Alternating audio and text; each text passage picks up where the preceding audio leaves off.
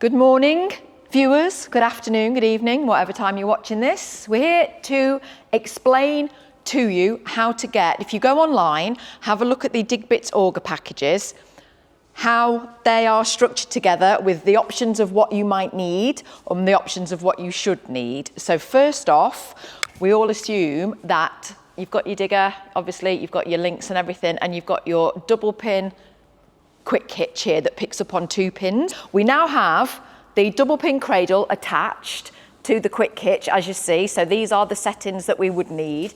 We always need to know that your quick hitch will pick up our double pin cradle. Next phase, as you can see now, we've attached to the cradle the drive unit. This drive unit here that we're demonstrating is the Halo version, hence the lights here, which is basically a light up spirit level, if you will, just to show that you're going in at a straight angle, or at any angle kind of thing, it's straight.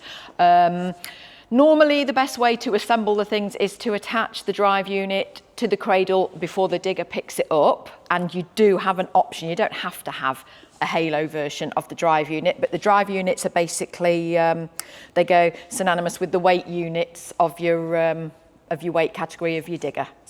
Nearly at completion. Now we have, as you can obviously see again, we have added a 65mm round shaft, 100mm diameter. This is the flight, the corkscrew bit that goes in the ground that actually makes the holes. 200mm flight. And finally, again, without pointing out the obvious, the next width flight, which is 300mm, which you can obviously see the differences, again, without repeating myself, depending on the job, the ground and the size of the hole that's needed.